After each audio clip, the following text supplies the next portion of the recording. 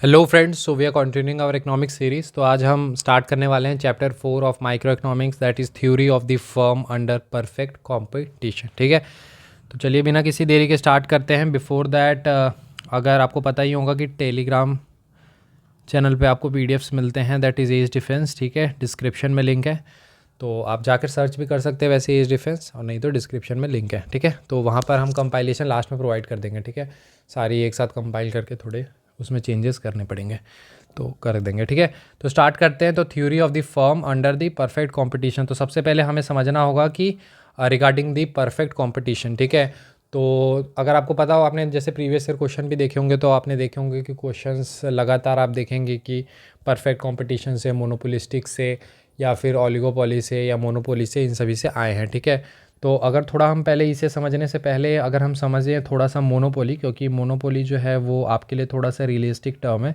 तो आप समझ पाएंगे ज़्यादा बेहतर तरीके से कि अगर लेट से कोई फर्म है, ठीक है, और इस फर्म की कोई एक यूनिक प्रोडक्ट है जिसकी मार्केट में बहुत ही डिमांड है या फिर नीड है। ठीक है, तो ये हो गई कि एक ही मात्र ऐसा सेलर है जिसके पास उस तरह का प्रोडक्ट है, और काफ़ी सारे जो है वो बायर्स हैं। ठीक है, बायर्स काफ़ी सारे हैं और सेलर एक ही है।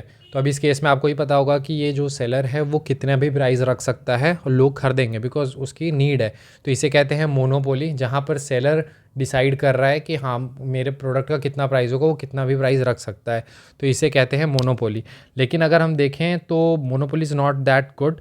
तो इस कारण से आप देखेंगे कि परफेक्ट कंपटीशन मार्केट भी होती है। वैसे ये थ्योरेटिकल है बट क्योंकि थोड़ा एक्सट्रीम है ये केस, बट ऐसा होता है। तो मतलब इन रियलिटी नहीं होती, थ्योरेटिकली होती है। तो परफेक्ट कंपटीशन, तो परफेक्ट कंपटीशन को अगर हम समझें तो इसके नाम में ही आपको समझ आ रहा होगा कि समथिंग विच इज़ परफेक्ट। तो एक ऐसा मार्केट जहाँ कंपटीशन जो है वो परफेक्ट हो रही है। तो परफेक्ट कब होगी? जब हम मोनोपोली में देख रहे हैं कि एक ही सेलर है, अगर और बायर्स तो काफ़ी हैं, तो अगर हम सेलर्स की संख्या भी बढ़ा दें, यानी कि उसी तरह का प्रोडक्ट, यानी दो चीज़ें होंगी। या पहला हम यूनिक वाला कॉन्सेप्ट को ख़त्म कर दें कि यूनिक नहीं है, उसके पास नहीं है, वो सारे प्रोडक्ट जो हैं बहुत सारे सेलर के पास है और उसी तरह का प्रोडक्ट है, तो हम दो चीज़ कह सकते हैं कि सिमिलर काइंड ऑफ प्रोडक्ट और सेलर को अगर बढ़ा दें तो एक परफेक्ट कंपटीशन आ सकती है। ठीक है, गेटिंग दिस और नॉट।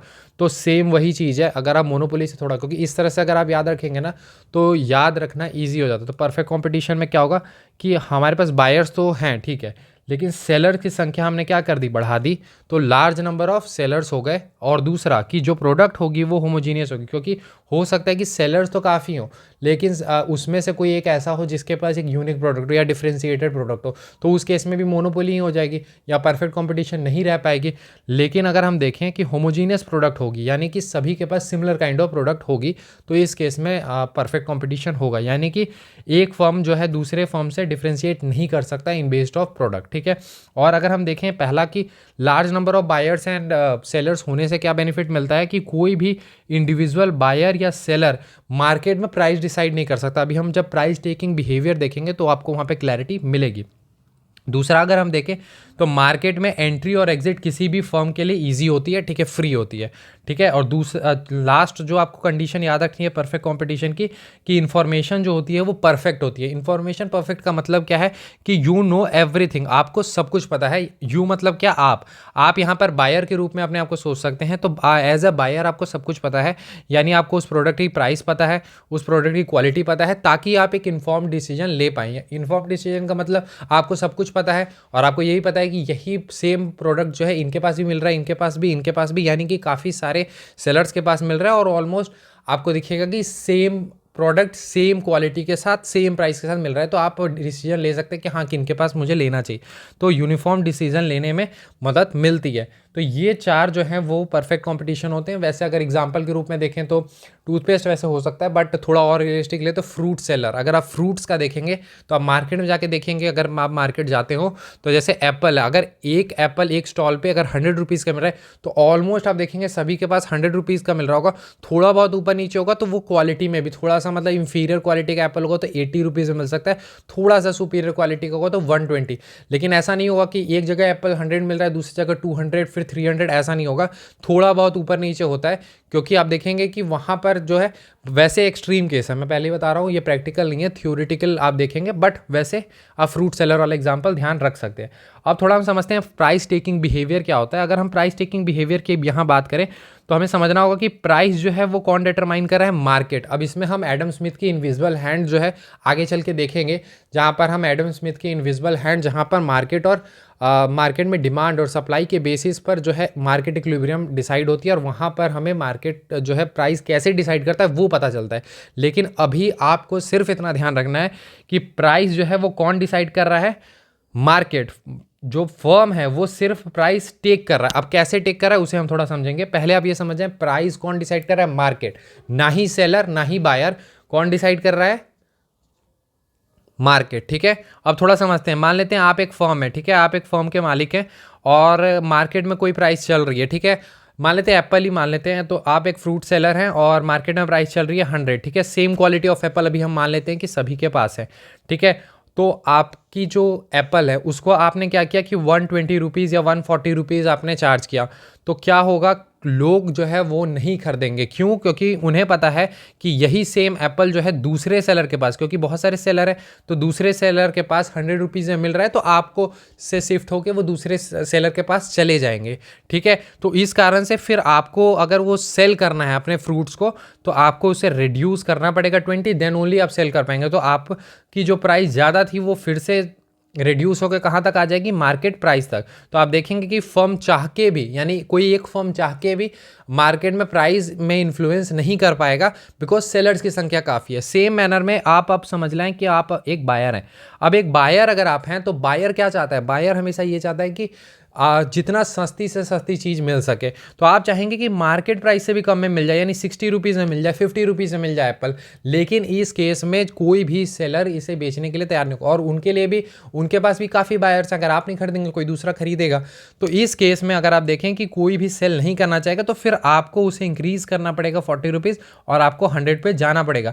तो इस केस में आप देखेंगे कि ना ही एक बायर और ना ही एक सेलर प्राइस डिटरमाइन कर सकता है। प्राइस डिटरमाइन मार्केट पे होगा, ठीक है, और मार्केट में दोनों होते हैं, सेलर्स भी बायर्स भी। तो म्यूचुअल सारे बायर्स और म्यूचुअल सारे जो आपके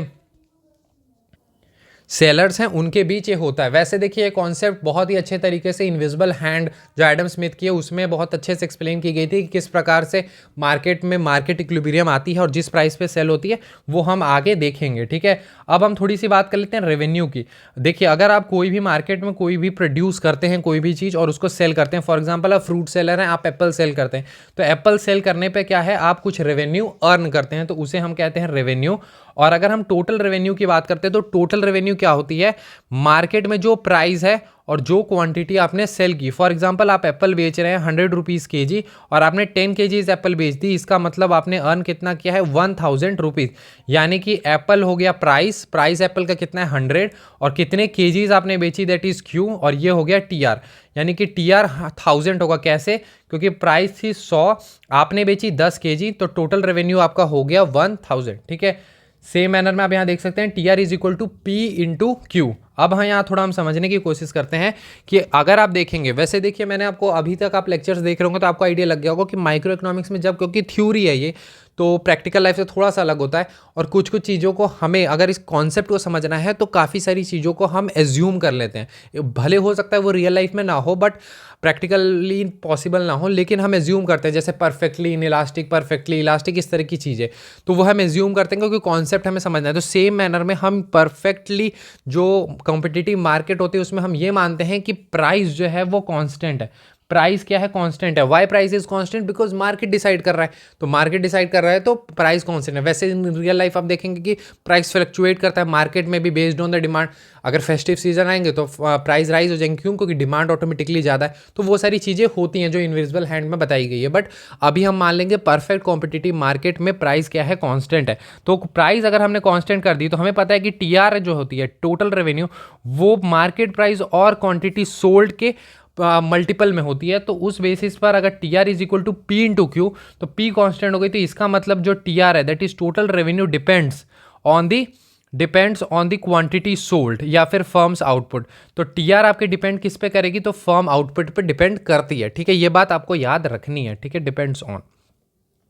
अब थोड़ा हम इसको प्लॉट करेंगे, टोटल रेवेन्यू कर्व क्या होती है। टोटल रेवेन्यू कर्व क्या होगी, सिंपल, अभी तक आपने बहुत सारे कर्व देख लेंगे तो आपको आइडिया लग गया होगा कि अगर हम किसी वर्ड के आगे कर्व लगा रहे हैं तो उसी को हम प्लॉट कर लेंगे। टोटल रेवेन्यू का जो ग्राफ होगा उसको हम बेसिकली ग्राफ पे ही प्लॉट कर देंगे तो हमें टोटल रेवेन्यू कर्व मिल जाएंगे। अगर हम अभी यहाँ पर थोड़ा सा पहले मैं आपको दिखाऊं कि फॉर एग्जांपल आप लेट से 10 रुपीज़ में कोई भी चीज़ बेच रहे हैं, फॉर एग्जांपल कोई फ्रूट बेच रहे हैं, ठीक है।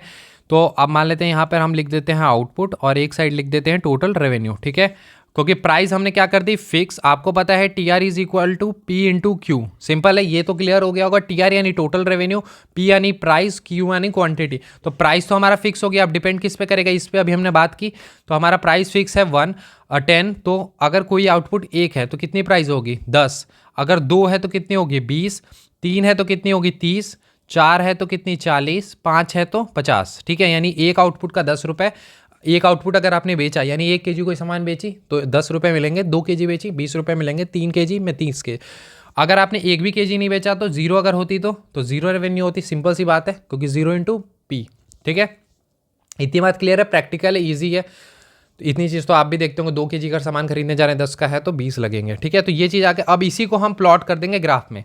तो ग्राफ में प्लॉट करेंगे तो कैसे होगा, आपको पता चल गया कि पहला पॉइंट है 0 और 0 का, 0 और 0 यानी कि एक साइड हमने वाई एक्सिस पे रखा रेवेन्यू अर्न यानी टोटल रेवेन्यू अर्न, और दूसरे साइड हमने रखा आउटपुट, ठीक है। अब पहला केस में क्या है, हमारा आउटपुट 0 था, तो 0 था तो हमारी रेवेन्यू कितनी होगी 0, और अगर हमारा आउटपुट हो गया 1 तो रेवेन्यू कितनी थी 10, क्योंकि 10 रुपये केजी मिल रही है। फिर हुआ हमारा क्या 2, तो 2 हुआ तो हमारी कितनी हो गई 20, फिर 3 हुआ तो कितनी हो गई 30। तो अगर आप देखेंगे यहाँ पर एक कुछ इस प्रकार का आपको ग्राफ दिखेगा जो कि अपवर्ड राइजिंग स्ट्रेट लाइन है, दिख रहा है, ये क्लियर है। परफेक्ट कॉम्पिटिटिव मार्केट की जो टोटल रेवेन्यू कर्व होती है वो कैसी होती है, अपवर्ड राइजिंग स्ट्रेट लाइन। यहाँ तक क्लियर है। स्ट्रेट क्यों हो रही है, क्योंकि प्राइस कांस्टेंट है। अगर प्राइस कांस्टेंट नहीं होगी आपको ही पता है चेंजेस आ जाएंगी, क्यों, क्योंकि अगर प्राइस कांस्टेंट नहीं हुई, T R is equal to what, T R is equal to P into Q, तो क्यू पे ही अभी सारी कुछ डिपेंड कर रही है, तो इसी कारण से क्यू चेंज हो रहा है, टी आर चेंज हो रही है। लेकिन पी भी अगर बदलने लग गया तो ग्राफ पूरी तरह से अलग हो जाएगा, लेकिन वो केस फिर परफेक्टली कॉम्पिटिटिव मार्केट की नहीं होगी, वो फिर दूसरे टाइप का कॉम्पिटिटिव मार्केट होगा, ठीक है। क्लियर है यहाँ तक, आगे बढ़ते हैं फिर। तो यहाँ तक हमने देख लिया। इसके बाद देखिए यहाँ पर एक फैक्ट आपको याद रखना है, स्लोप जो होती है वो पी के बराबर यानी प्राइस के बराबर हो। कैसे, स्लोप का एक फॉर्मूला होता है, वैसे याद रखने की जरूरत नहीं है, वाई बाई एक्स, यानी y axis by x axis. तो वाई में क्या है हमारा टोटल रेवेन्यू, ठीक है, टोटल रेवेन्यू। टोटल रेवेन्यू हमारा कितना है, पी इंटू क्यू। हमने समझा टोटल रेवेन्यू कैसे निकलता है, प्राइस इंटू क्वांटिटी। 10 केजी बेचोगे 100 रुपये के अनुसार तो 1000 रुपये होंगे, और डिवाइडेड बाई क्या, डिवाइडेड बाई एक्स। एक्स में क्या है हमारा आउटपुट, तो आउटपुट हमारा क्या है, दैट इज क्यू। तो क्यू से क्यू कैंसिल, तो पी होता है स्लोप। तो ये मैंने बता दिया कि क्यों होता है, वैसे आपको सिर्फ याद रखना है कि स्लोप पी होता है। अब आप देखेंगे एक होता है हमारा एवरेज रेवेन्यू, दूसरा होता है हमारा मार्जिनल रेवेन्यू। अब इसे थोड़ा सा हम इसी ग्राफ के इस टेबल के मदद से ही समझने की कोशिश करेंगे, ठीक है। पहला था हमारा एवरेज रेवेन्यू। बताइए मुझे कि एवरेज रेवेन्यू आपको पता है नहीं पता है। एवरेज की जब हम बात करते हैं तो जो भी चीज़ एवरेज होती है यानी कि एवरेज रेवेन्यू, एवरेज रेवेन्यू का मतलब क्या होता है कि टी आर, यानी कि जो भी चीज़ है रेवेन्यू है तो total revenue divided by the number of entity that is output. यहाँ पर क्या है, आउटपुट हमारी एंटिटी है। मैं फिर से समझाता हूँ, एवरेज मार्क्स जो आपके एग्जाम में आते थे वो कैसे आते थे, total marks divided by total number of subjects. जितने नंबर ऑफ सब्जेक्ट्स होते थे उतने, अगर 5 सब्जेक्ट हैं आपके यहाँ 400 तो कितने 80% आपकी मार्क्स आई है, ठीक है। यानी 80 आपका एवरेज हुआ और 80% अगर उसको परसेंट में चेंज कर देंगे तो क्लियर है। तो एवरेज निकालना आपको पता होगा, बेसिक बात है, इतनी चीज़ें पता होनी चाहिए। अब अगर मैं मार्जिनल बोलूँ और आपको एडिशनल नहीं आ रहा है तो फिर इसके मतलब आपने लेक्चर्स प्रीवियस नहीं देखे हैं। तो एवरेज रेवेन्यू क्लियर हो गया कि टी आर बाई आउटपुट होता है, यानी टोटल रेवेन्यू बाई आउटपुट। अब यहाँ समझो, यहाँ जीरो वाला तो लेंगे नहीं, यहाँ से शुरू करते हैं। तो यहाँ पर क्या होगा हमारा 10, एवरेज रेवेन्यू कितना होगा 10, यहाँ पर कितना होगा फिर से 10, क्योंकि 20/2 20 हो गया टोटल रेवेन्यू, आउटपुट हो गई 2। फिर यहाँ पर कितनी होगी 10, फिर यहाँ कितनी होगी 10, यहाँ भी कितनी 50/5 कितनी होगी 10। तो आपको दिख रहा होगा कि ये कितना आ रहा है, एवरेज रेवेन्यू हमारा 10 ही आ रहा है। 10 क्या था, 10 हमारा प्राइस भी थी, याद आ रहा है कुछ। तो यानी आपको कुछ इससे समझ आ रहा है कि प्राइस के बराबर ही हमारा एवरेज रेवेन्यू होगा, कब, परफेक्टली कॉम्पिटिटिव मार्केट में, क्योंकि वहाँ प्राइस कांस्टेंट होती है और उस केस में एवरेज रेवेन्यू भी हमारी कांस्टेंट, वो हर केस में होगा। आपको खुद कॉमन सेंस लगाइए कि अगर प्राइस कांस्टेंट है तो आप जितने भी कॉम्पिटिटिव बढ़ाते जाएंगे वो उतनी 10-10 के ही रेशियो में बढ़ेंगी। अगर ये 100 होती तो ये कितने पे बढ़ता है, ये 100 पे बढ़ता है, यानी 1 है तो 100, 2 है तो 200, 3 है तो 300, ठीक है, 100 पे ही बढ़ेगा क्योंकि तो एवरेज क्या है वो आपका 100 के मल्टीपल्स में ही बढ़ेगा। क्लियर हो रही है चीज़ें, थोड़ा सा एवरेज को समझने की कोशिश कीजिएगा, क्लियरिटी मिल जाएगी। अब थोड़ा यहाँ पर मैं आपको समझाता हूँ मार्जिनल रेवेन्यू, ठीक है। सो मार्जिनल रेवेन्यू का क्या कॉन्सेप्ट है, मैंने लास्ट टाइम भी बताया था, मार्जिनल जैसे ही टर्म आ जाए कहीं भी इकोनॉमिक्स में तो क्या ये सारे पता है कीवर्ड्स काफ़ी हेल्प करेंगे जब आप कुछ क्वेश्चन सॉल्व करेंगे जहाँ पे मार्जिनल से रिलेटेड कुछ आएगा और आपको पता नहीं होगा, लेकिन फिर भी आप आंसर निकाल लेंगे जब ये कीवर्ड्स को यूज़ करेंगे। वैसे मैं आपको यहाँ पे क्लियर करता हूँ। तो हम बात करते हैं दैट इज़ मार्जिनल रेवेन्यू की, ठीक है। तो मार्जिनल रेवेन्यू का मतलब क्या होता है, मार्जिनल रेवेन्यू यानी मार्जिनल यानी एडिशनल, तो आपको क्लियर हो गया होगा कि एडिशनल यानी change in total revenue, change in total revenue यानी कि कितना हमें चेंज होता है एक एडिशनल आउटपुट लेने के लिए। यानी अगर हमारी आउटपुट 1 थी, अब हम बढ़ के आ गए कितने पे, 2 पे, तो कितना हमें जो इंक्रीज है रेवेन्यू में कितना इंक्रीज हुआ, यानी पहले सेल करते थे 2, अब सेल करते हैं 3, तो हमें एडिशनल कितना मिला। पहले करते थे 3, फिर अब करते हैं 4, तो हमें एडिशनल कितना मिला। तो आप देखेंगे कि 10 था तो 20 हो गया, 20 था तो 30 हो गया, 30 था तो 40 हो गया, यानी हर केस में मार्जिनल रेवेन्यू कितनी आ रही है, मार्जिनल रेवेन्यू भी आ रही है 10, क्योंकि 10 से ही बढ़ेगा। अब ये भी कॉमन सेंस है क्योंकि प्राइस ही अगर कांस्टेंट है तो प्राइस कांस्टेंट है तो जितनी कमोडिटी बढ़ती जाएगी उतनी रेवेन्यू उसी मल्टीपल में बढ़नी है। अगर 100 प्राइस है तो बढ़ेगी कितने में, 100 में। तो यहाँ से क्लियर आपको हो गया होगा कि वैसे देखिए ये फॉर्मूला हो जाएगा change in total revenue divided by change in output, ठीक है, क्लियर है। वैसे अभी हम देखेंगे ये सारी चीज़ें, अभी मैं थोड़ा एक्सप्लेन कर रहा हूँ देन आपको वो सारे बताऊंगा क्योंकि ये थोड़ा प्रैक्टिकल तरीका होता है। आप भी देखेंगे कि ये टेबल अगर समझ लिया तो उसके बाद फिर सारे कॉन्सेप्ट समझना आसान हो जाए। तो टोटल मार्जिनल रेवेन्यू भी कितना हो जाएगा, 10, यानी कि आप यहाँ देखें एवरेज रेवेन्यू हो या मार्जिनल रेवेन्यू हो ये सभी प्राइस के ही बराबर होते हैं। एवरेज रेवेन्यू हो या मार्जिनल रेवेन्यू हो सभी प्राइस के बराबर, क्यों, क्योंकि प्राइस ही हमारा कांस्टेंट है, जो मेन चीज़ है वही कांस्टेंट हो गई। और ये कब होता है, परफेक्टली कॉम्पिटिटिव मार्केट में। हमेशा याद रखना है परफेक्टली कॉम्पिटिटिव मार्केट, पूरा चैप्टर ही हम परफेक्टली कॉम्पिटिटिव मार्केट का ही पढ़ रहे हैं। अब थोड़ा यहाँ समझते हैं, देखिए एवरेज रेवेन्यू क्या होती है सर, तो total revenue by output, total revenue पर यूनिट आउटपुट। तो ये क्या हो गया, average revenue T R by Q. अगर हम देखें पी इंटू क्यू होती है क्या, टी आर होती है हमारी पी इंटू क्यू। 100 रुपये प्राइस है, 10 kg बेच दिया, 1000 रुपये मिलेंगे और इसको डिवाइड कर दिया क्यू से, तो क्या मिलेगा, पी। हमने अभी बात की एवरेज रेवेन्यू क्या होती है, पी के बराबर यानी प्राइस के बराबर। कब, परफेक्टली कॉम्पिटिटिव मार्केट में। तो हम देखेंगे प्राइस टेकिंग फर्म में देखेंगे एवरेज रेवेन्यू जो है वो मार्क्ड प्राइस, ये प्राइस मतलब वही मार्क्ड प्राइस लिखा हुआ है, तो मार्क्ड प्राइस के बराबर होता है। ये क्लियर हो गया। प्राइस टेकिंग फर्म का मतलब क्या हो गया, सिंपल याद आ रहा है, प्राइस टेकिंग फर्म का, फर्म कब प्राइस टेक करेगा, मोनोपोली होगी तो वो प्राइस डिसाइडर होगा, प्राइस डिसाइडर होगा। प्राइस डिसाइड कौन करेगा, मोनोपोली में फर्म, लेकिन परफेक्टली कॉम्पिटिटिव मार्केट है तो यहाँ मार्केट प्राइस डिसाइड करना है। जो मार्केट ने डिसाइड किया फर्म को वो मानना पड़ेगा, नहीं तो आप मार्केट से हट जाएंगे। तो ये कब होगा, परफेक्टली कॉम्पिटिटिव मार्केट में, ठीक है। अब इसी को हम प्लॉट कर देंगे तो आपको पता चल गया एवरेज रेवेन्यू हो या मार्केट प्राइस हो दोनों तो सेम ही है। और ये अगर हम प्लॉट करें तो ये 10 ही होगा, ठीक है, क्योंकि 10 हमारी मार्केट प्राइस थी तो 10। तो ये आप देखेंगे एक हॉरिजॉन्टल लाइन होगा। क्यों हॉरिजॉन्टल लाइन को समझ रहे हैं, आउटपुट कितना ही बदल जाए एवरेज 10 ही रहना है।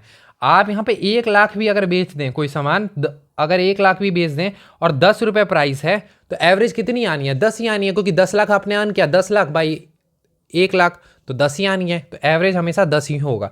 और यही लाइन को हम प्राइस लाइन भी कहते हैं, प्राइस लाइन भी कहते हैं, अभी हम समझेंगे। वैसे मैंने अभी आपको बताया कि ये क्या है, मार्केट की में जो है प्राइस क्या है, फिक्स है। अगर प्राइस फिक्स हो गई तो ये 10 ही पे हॉरिजॉन्टल लाइन आएगा। अब प्राइस लाइन क्या होती है, देखिए प्राइस लाइन बेसिकली एक फर्म के लिए जो है डिमांड कर्व है। कैसे, थोड़ा हम समझते हैं। परफेक्टली इलास्टिक कुछ याद आ रहा है, परफेक्टली इलास्टिक लास्ट टाइम मैंने बताया था, ऐसे अगर हम ग्राफ में बना दें वर्टिकल लाइन तो ये होता था परफेक्टली इन इलास्टिक, और ऐसे अगर कर दिए तो परफेक्टली इलास्टिक हॉरिजॉन्टल। क्यों परफेक्टली इलास्टिक, क्योंकि आपको याद होगा कि हम कितने भी चेंजेस कर लें, हम कितना भी आउटपुट में चेंजेस कर, मतलब प्राइस तो कांस्टेंट हो गया, अब उसी प्राइस में पूरी चेंजेस होंगी, ठीक है, क्लियर है। यानी कि आप जो है प्राइस में चेंजेस नहीं करेंगे, आउटपुट में कितने भी चेंजेस कर सकते हैं बिकॉज प्राइस तो कांस्टेंट हो गई, ठीक है। तो उसे कहते हैं परफेक्टली इलास्टिक। लेकिन मैंने बताया था परफेक्टली इन इलास्टिक क्या होता है, परफेक्टली इन इलास्टिक में होता है कि जो है प्राइस आपका फ्लक्चुएट करते रहेगा, आपका आउटपुट फिक्स हो गया, आउटपुट आप उतने प्राइस में कुछ भी फ्लक्चुएशन हो जाए ऑलमोस्ट, जैसे ऐसा होता नहीं है, लेकिन मैंने एग्जांपल दिया था सॉल्ट का, मान लो तो सॉल्ट प्राइस बढ़ भी जाएगा तो सॉल्ट आप और नॉर्मली 1 kg ले रहे हैं तो 1 kg ही लेंगे, प्राइस बहुत भी कम हो गया तो भी 1 kg लेंगे, ऐसा तो नहीं है कि बहुत ज़्यादा ले लेंगे। तो वो होता है परफेक्टली इनइलास्टिक, यानी कि प्राइस पे डिपेंड ही नहीं कर रहा, आउटपुट तो जितना लेना है उतने ही लेंगे, थोड़े बहुत ऊपर नीचे होंगे, लेकिन प्राइस आप कितना भी चेंज कर दो कोई फर्क नहीं पड़ रहा। इस केस में क्या होता है, प्राइस जो है वही फिक्स हो गया, आउटपुट अपने आप पूरा चेंज होता चला जाएगा, उसे परफेक्टली इनइलास्टिक कहते हैं। Firm can sell as many units as it want, क्योंकि प्राइस ही हमारा क्या है, वो है फिक्स। अब मार्जिनल रेवेन्यू की बात करते हैं, तो मैंने बात की मार्जिनल यानी एडिशनल, तो change in total revenue divided by change in quantity, या फिर कह सकते हैं चेंज इन आउटपुट। अब देखिए इसको हम लोग उसके थ्रू भी बता देंगे, वैसे पी के ही ये बराबर आता है, कैसे पी के बराबर आता है देखते हैं हम। तो चेंज इन टोटल रेवेन्यू, तो ये हो गया पहला, ये हो गया दूसरा, कैसे, ये हो गया TR2, ये हो गई TR1, TR2 माइनस TR1। क्यों मैं ऐसा कर रहा हूं, देखिए सर, ये हो गई TR2, ये TR2 हो गई 20 माइनस TR1, क्योंकि आगे वाले रेवेन्यू से टोटल, क्योंकि हमें एक बढ़ाना है, तो एक बढ़ाने के लिए क्या करना, आगे जाना होगा, तो TR2, अब TR2 अगर निकालना होगा तो क्या होगी, TR2 हमारा कितना था 20, क्यों 20 था सर, क्योंकि P जो है वो, सॉरी हमारा जो P है वो 10 है और Q कितना है 2, लेकिन TR1 में क्या है, प्राइस तो सेम है 10, लेकिन क्वांटिटी कितना हमने दिया 1, तो 10 इंटू 1 और 10 इंटू 2, तो ये 10 इंटू 1 इंटू 10 इंटू 2, क्योंकि P तो सेम है तो PP हो गया, और Q1 Q2, Q1 कितना है हमारा 1, ये कितना है 2, ठीक है, divided by Q2 minus Q1 that is 2 minus 1। अब अगर आप देखें इसमें से P कॉमन ले लें तो Q2 और ये दोनों कैंसिल हो जाएगा, तो हमारा क्या बचेगा, P ही बचेगा, ठीक है। P क्या हो गया हमारा, P is nothing but P is your market price, तो यही हो गया आपका क्या, प्राइस टेकिंग फर्म के केस में जो है मार्क रेवेन्यू आपकी P के बराबर होती है। तो परफेक्टली कॉम्पिटिटिव मार्केट में आपको क्लियर हो गई कि मार्जिनल रेवेन्यू एवरेज रेवेन्यू किसके बराबर होता है, P के बराबर होता है। क्लियर है, तो आपको क्लैरिटी मिल गई होगी। इसके बाद जो है हमारा next topic profit maximisation, next में हम देखते हैं, ठीक है, बिकॉज ये थोड़ा टाइम लगेगा, ठीक है, एक्सप्लेन करने में। तो नेक्स्ट में देख लेते हैं, यहाँ तक चीज़ें क्लियर हो गई होंगी, तो आप ये सारी चीज़ों को थोड़ा सा हम एक क्विक रिवीजन अगर मैं आपको दूं, तो परफेक्टली कॉम्पिटिटिव मार्केट में जो है वो हमारा मार्केट में लार्ज नंबर ऑफ बायर्स और लार्ज नंबर ऑफ सेलर्स देखने के लिए मिलते हैं, और होमोजीनियस प्रोडक्ट्स सभी सिमिलर प्रोडक्ट्स देते हैं, डिफ्रेंशिएटेड प्रोडक्ट्स नहीं होती हैं, और साथ साथ फ्री एंट्री होती है, free entry and exit in the market, और इन्फॉर्मेशन सभी के पास होती है, प्राइस मार्केट डिसाइड करती है, और फर्म जो है सिर्फ प्राइस लेता है, ठीक है। रेवेन्यू क्या होता है, टोटल रेवेन्यू कर्व क्या होता है, एवरेज रेवेन्यू क्या होती है, मार्जिनल रेवेन्यू क्या होती है, ये आपको पता चल गई होगा, और ये सभी प्राइस के बराबर होती है, यही क्वेश्चन आएगा, बी प्रिपेयर्ड, ठीक है। Thank you and have a nice day, मिलते हैं अगले वीडियो में।